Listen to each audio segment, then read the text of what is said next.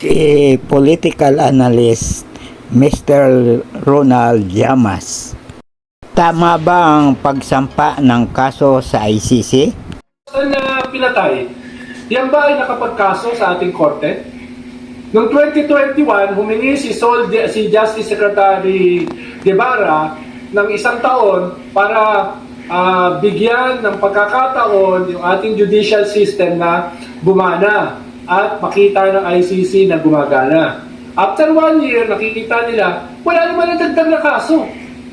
Wala naman nadagdag na kaso. So clearly, wala yung hinihingi nila na complementarity. Paano ba spelling nun? Complementarity, no? Malinaw na walang complementarity dahil hindi nga nagsasampa ng kaso.